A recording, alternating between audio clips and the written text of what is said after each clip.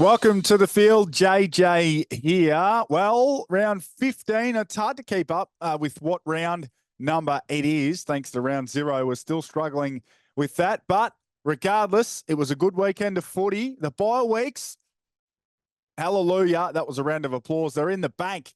They're gone. They're done. We've got 9 games of footy on the slate this week, and thank heavens for that. I love it when games overlap. I'm one of the rare people. I don't need the games to be spaced out. I don't need them to be played solo. I'm happy to flick on a Saturday night between a couple of games.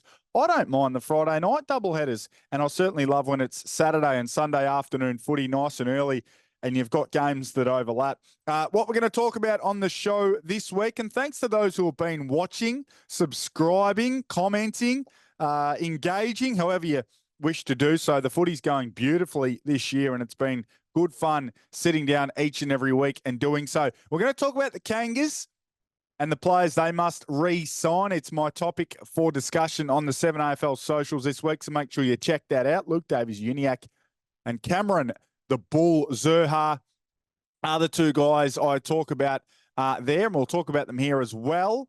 I want to look at why the Carlton Navy Blues are the clear-cut number 2 seeds, maybe even my number 1 seed, and I'll tell you why. Also talk about why the Lions are back in business, and it's not because of Lachie Neale, Harris Andrews, Joe Danaher, the big guns.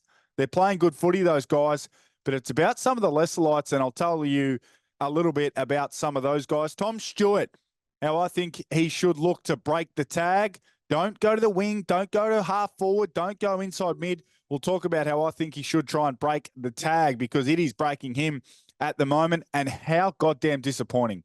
They were dead set awful. I don't swear on this show really ever, but I'm close to it with the Suns. I'm trying to kick up for the Suns. I'm trying to be with the Suns. I'm trying to be a supporter of the Gold Coast Suns.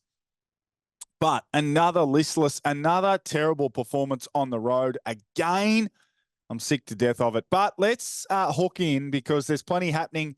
Of course, Essendon will go back across the weekend. As I mentioned, the Gold Coast Suns offered nothing in Perth. Fremantle get themselves to 5th, if you don't mind. They're 8-5-1 on the season.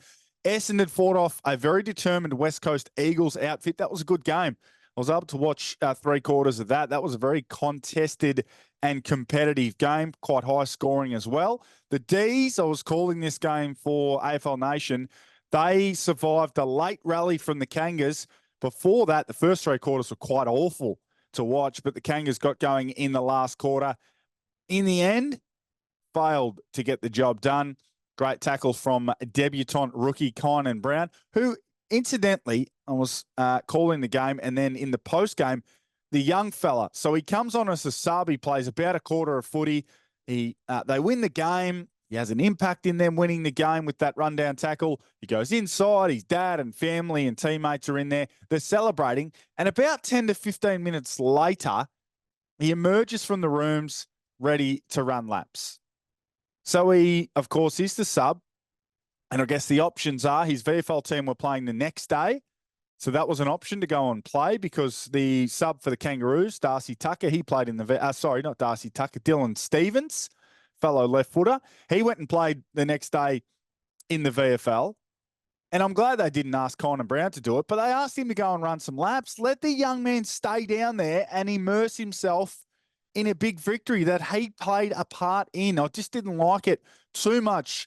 Sports science, conditioning, coaching, thinking we've got to get the load into you, we've got to get the running into you. Just let the young man do his thing. He would have burnt enough energy and enough calories thinking about playing his first game. He had to sit there on the bench for 3 quarters before he got out there. So that was just a little itch I had to scratch from that perspective. The Swans, they exploded in the second quarter, took care of GWS in basically 30 minutes of footy.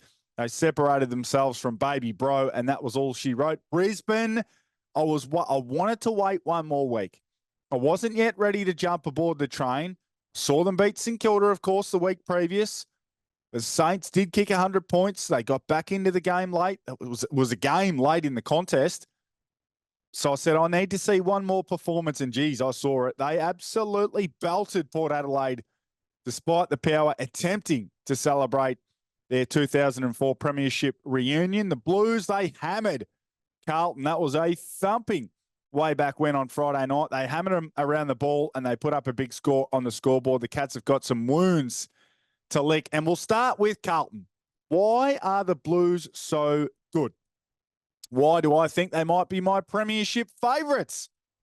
I'm not disrespecting Sydney, but gee, I like what I'm seeing from Carlton. They have built and built and built. I've been saying all year, I've been saying since last year, if they can get healthy, they'll be okay. They needed Walsh to get back from his back injury at the start of the year. They needed Wiedering to overcome his calf injury. They've needed guys to get back, and they're starting to get them back. And that 1-2 punch around the footy, which is now a 1-2-3 punch, I'll talk about in a moment. Cripps and Walsh are the most devastating 1-2 punch in the game, around the ball. Cripps, we know, 6'4", tough, contested, hunting the ball, taking the ruck, grabbing the ball out of the ruck. And then you've got Walsh, who's a blend of both. He's tough, he's courageous, but his courage is one part get after the footy, put your head over the ball, one part run and just gut run. And that's why I don't reckon we see him tagged much and why we don't see him tagged successfully, because you simply can't go inside and outside with him. If you're tough enough and physical enough to go with him at the contest, he'll get you on the outside. He'll sit on the outside, the perimeter of the contest, and he'll be ready to get handball receives and run and gun. And he'll wear those guys out. And if you can run with him on the outside, he'll take you inside and he'll play as a first possession midfielder. He is an absolute star. He's among my favourite players in the competition to watch live and to watch on TV. If you happen to watch Carlton play live at the footy in the coming weeks and months, just watch him. Just spend 5 to 10 minutes watching him. He is a workhorse. He's an animal. He absolutely thrives on hard work, and he is a star, as is Patrick Cripps, who I think would be firming when it comes to the Brownlow medal. But as I said, so you've got the 1-2 punch in Cripps and Walsh. But Cripps and Walsh might be 2 and 3 now. The 1-2-3 might be Tom de Koning in the ruck. He has become, in a very, very short period of time, he has transformed this team into a formidable weapon of destruction. His past month has been sensational.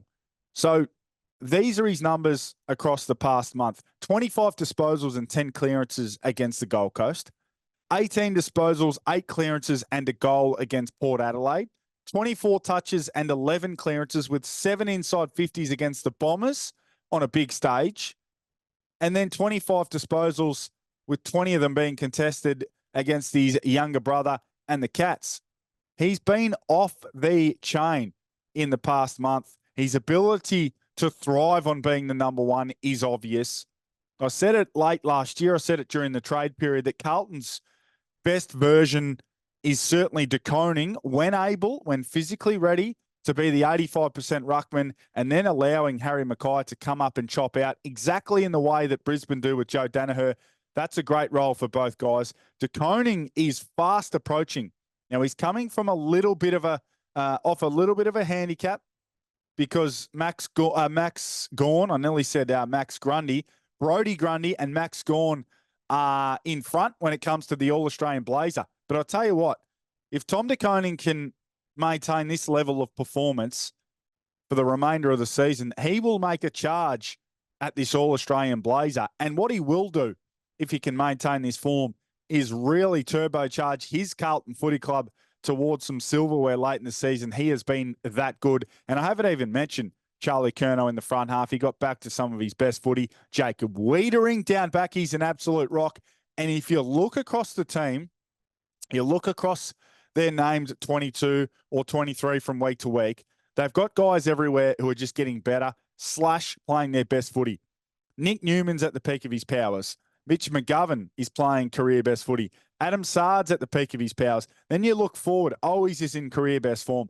Fogarty has added so much from a pressure, tackling, high half forward, get up and help defend, and then get forward and put pressure on inside 50. He's added a lot. They've got Kemp and guys like that who are doing a job, and Shin Cotter keeps taking scalp after scalp. I love what Carlton are building. And in the big games, if they can finish in the proper positions or the necessary positions on the ladder, they will also have a 3 or 4 goal head start with 85 to 90,000 Carlton fans at the MCG, including on grand final day if they happen to bump into someone like Sydney. If they bump into Collingwood, then God help us all. Now, moving along to the Kangas, they don't get much love on the field. In fact, they don't get a lot of love on many shows. But I'll tell you what, when they get a kicking, they deserve it. When they deserve a bit of love, they'll get it. I spoke this week on the Channel 7 AFL socials. Make sure you check that out, about the need for the Kangas to re-sign their restricted agent for this year and their restricted agent for next year. So Cam Zurhaar is a restricted free agent for this year, and then you've got Luke Davies-Uniacke as an RFA for next year. So those who don't know what restricted free agency and unrestricted free agency is, for these two guys, restricted means they are within the top 25%. I think that's the number of their highest paid players in the team. So that therefore allows their club to make a play at keeping them. Now, we almost never see teams match free agent offers across the AFL. We see it in the NBA a lot, where players will sign with someone else on a $100 million free agency contract deal, and their current team will say, no, we're going to match that, and that player has to come back and play for that team. The rules are a little stricter in the NBA. They're a little looser here, and we typically, as players, see them get what they want. But they've got to get it done, particularly with Davies-Uniacke and certainly with Zurhaar. For LDU, I reckon you need to sign him at whatever it takes. He's basically one of those guys, whatever it takes, 25 years of age. He's the head of the snake in that midfield. They've got Cherry, who's a 25-year-old as well, who's a very, very competitive ruckman, who's endeared himself to Kangaroos fans and footy fans in general. You've got LDU as the number one man, first possession, burst from stoppage, power, big physical guy. And then you've got Sheasel, who's gone in there. He'll be the guy, on the outside, waiting for that handball receive, making great decisions, great kicks inside 50. And you've got Wardlaw, who has been so super impressive in the past couple of weeks as well. The midfield looks absolutely complete. But then, if you're to lose Luke Davies-Uniacke, it looks like it's got a gaping hole in it as well. So whatever it takes financially, get the job done with him. Whereas Zurhaar, and it's a bit unfortunate that Zurhaar's out before LDU, but Zurhaar is one you want to retain, but I think you want to retain him on a more team-friendly contract. He's been played as the number 2 key forward for the Kangaroos throughout his career. He spent some time on the ball at different stages, but he does play in a team that gets barely 45 entries each week, so he doesn't get much supply. He's undersized, and I don't reckon he understands how to work super hard. I don't think he chooses not to work hard. I just don't think he predicts the way the game's going and where the ball's about to go, and he doesn't understand yet the nature of working hard early so that you can get the rewards late. I watched him closely on Saturday night against the Diesel. Many times in the game where it was his turn to just break hard out to the wing and either create space for himself and get a lead and mark on an uncontested play on the far side as his team was switching the footy, or if he wasn't to get the footy, but he'd run hard out to the wing, he'd create space back through the middle for other guys to get involved. He just would hover, he would just jog, he'd tread a bit of water, and he'd just eat up that space, and he wouldn't give himself or anyone else an opportunity. And he's not 199 centimetres. He's not the big number 2 sidekick that Nick Larkey needs. And he's not quite a match-winning type. He can do it once or twice a season, but he's not a Kyle Langford who's going to kick 55 goals and it's death by 1,000 cuts. It's 2 or 3 a week. It's being a factor every week. And he's definitely not a Toby Green who at his best can take a game away from you by himself. He's been 12 disposals and 1.38 goals per game across his career. What's his ceiling? Maybe his ceiling is significant in a better team. But at 26, I reckon I just want to keep him on a more team-friendly contract. Maybe, something around 5 years at 700 grand, maybe up to 750 grand, but I don't reckon I want to go much higher. And I wouldn't want to spend a cent more if I thought it meant there'd be a risk at not being able to keep Luke Davies-Uniacke. You want to keep both, but you definitely want to keep Davies-Uniacke. Let's move along to the Brisbane Lions, who were once gone. Now they're back, and I think they're back so much so that they might make the top four. They might sneak into the top four if they can really get this roll along. And I'll tell you what, I don't reckon this ramped improvement, this steeped improvement has come from their stars. No doubt Lockie Neal and Danaher and some of their other stars, their play's improved, no doubt about it. Harris Andrews is one that deserves love. He has basically kept them afloat on his own. He has been the 200-centimetre key defender life raft that the rest have sat on until they've found their form. But what I reckon they've found is a bunch of young to middle of the road guys when it comes to age and experience that are going to make this team better. I want to go through a few of them. Zach Bailey's been around, right? He's probably played 100 games. I'm not sure. I should have looked it up. But him around the footy is a great thing for Brisbane. He had 26 touches against Port Adelaide. He kicked a goal. He had a goal assist. He uses his legs when he gets the ball, so he runs forward and makes forwards move and lead and get ready. He's a good kick, and he's a finisher. So if he can get the ball 18-plus times, good things will happen. Darcy Wilmot's got plenty of speed. We've seen him growing as a player down back in a back pocket, but he's been able to get up the ground and play on the wing at different stages. I love what he's added to them this year, particularly as they've got better. Cam Rayner, understand he's polarising, and he's a former number one pick, which is not his fault, I might add. If he was a pick 20, we would be raving about what he can do for the Brisbane Lions. And I'll watch him closely. And I see what he does for the team. I see him go for aerial balls when Danaher's not there or Hipwood's not there or unable to compete on the ball. I see him jump up in big packs and either take big marks or create spills. And those things are rewarded and they are valued inside footy clubs. I see him stick big tackles. And I see him, his clearances are worth 2 or 3 because he runs away. He fends and gets rid of tacklers. He's powerful and he's a good kick. So he doesn't get a lot of the footy. He's only a 12 or 13 possession a game guy. He can spray his opportunities in front of goal and waste them as he did on the weekend when he took advantage, put one on the outside of the boot and just dribbled it across the face of goal.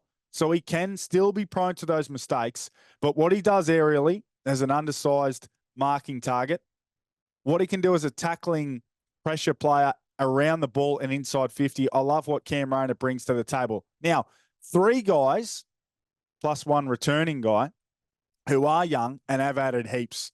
And sometimes when you add some youngsters to a high-performing team, you feel like you take half a step back. But what you do is 3, 6, 12 months later, you take multiple steps forward. And I think that's what Brisbane are doing. So Bruce Reville, the Breville, he is a Breville. That's got to be his nickname. Big Bruce is, he looks at home at AFL level. A couple of goals on the weekend. He's physical. He's got great size. He moves well. He kicks the ball quite nicely. He doesn't look athletic enough or to have enough endurance to play on the wing, but he's certainly able to run up and down the ground. And he had a great game on the weekend. And then 2 guys in the front half, Logan Morris and Kai Lohman, who have both added a fair bit. Morris is a good size. He's not as big as Dan McStay, and he's a little bit more agile and versatile than perhaps Jack Gunston from last season. But he takes his opportunities. 7 games into his career, yet to have a game without a goal, which is impressive for a young key forward. He's kicked 13 goals in those games, so almost 2 a game. And I think he's certainly added something as that third aerial type in the forward line. He can do enough when it comes to forward 50 pressure and playing his role as well. And Kai Lohman, he's been around the place for a while, but he's had some opportunities this year. He's played in most games, 17 goals for the season. He's only played 22 career games, so he's going to get better and better. And the best of them all, Will Ashcroft will be back most likely this weekend. So Brisbane, it's not about your stars. You know and you need them to get the job done. But your young players, you may have taken half a step back after you started the season zipping or Owen, but you might be 2, 3, 4 steps more advanced come the end of this year and throughout next year because of these young stars. So watch out. The Lion Cubs are the ones who are driving this Brisbane attack when and if a September assault does arrive. Now, closer to home, what to do with Tom Stewart, the torrid case of Tommy Stewart. I think we're all overthinking it a little bit, right? So he's been tagged out of games. We've seen him on the bench on the phone having long conversations with James Kelly. We've seen him on the wing. We've seen him as an inside mid around the ball. We've seen him play as a forward, strangely enough, to start the fourth quarter last week against Carlton. I think he needs to remain where he is. So when I was plodding around as a 31-year-old, not doing much for the Cats, I often was asked to lead the B team. So lead the second squad in match simulation where we'd have to play like the upcoming opposition. So if we're about to play the Lions, it'd be, Josh, can you make sure your forwards, your B squad forwards are all a long way away from the ball. Make sure you lengthen. Make sure you do what the Brisbane Lions do. If you were playing Adelaide, it was, Josh, can you make sure when we have stoppages in this match simulation, you make sure one of the young forwards goes up and bees an extra around the ball like Adelaide do? So that was the, I guess, the ins and outs of what we had to do as B squad players. And I'd often play on Stewie. So Stewie, of course, in the A team, when it comes to the defensive group, I'd often play on him. And that's where I got a great understanding for what makes him special. And what makes him special is two things. He reads where the ball's going to go quicker than everyone else, forward or back. And he goes to that ball quicker than anyone as well. So often he and I would start shoulder to shoulder, and he would A, pick up where the ball was going, and B, go to where the ball is so much quicker than anyone in the area on his team or on the other team. And often I was powerless to do anything about it because he just makes that move with such speed and such ferocity that you can't do anything about it. And I think that's what he needs to do. That's what he needs to go and focus on. So I understand that a chin cotter or a defensive forward is going to stand on his back or bump him or try and be where he is. But I think if he leans right into believing how quickly he reads the ball and then believing in how quickly he can act and go and get the ball or intercept the ball, he'll be just fine. Of course, with a tagger, he's not going to get those uncontested possessions, those uncontested marks that make you feel good.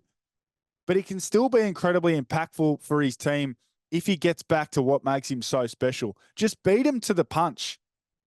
At the moment, it feels like they're trying to outsmart the opposition with this tag. I reckon just beat him to the punch. Go and stand at halfback. Stand where you want to stand. Read the ball coming in because you read it quicker than everyone else, and then go and get it. Go and intercept mark it. Go and punch it over the fence. Go and do what you need to do to make it happen. That's what's made him so special.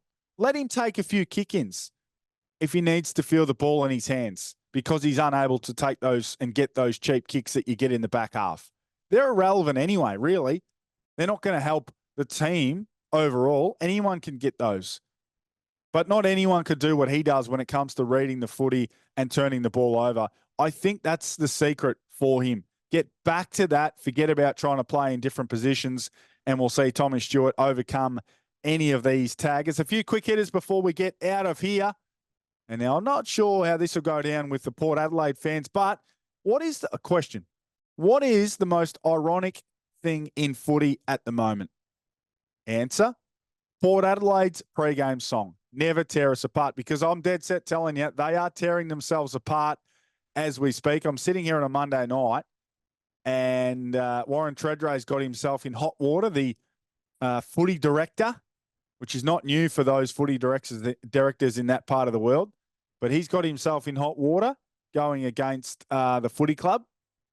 So it's all happening over there.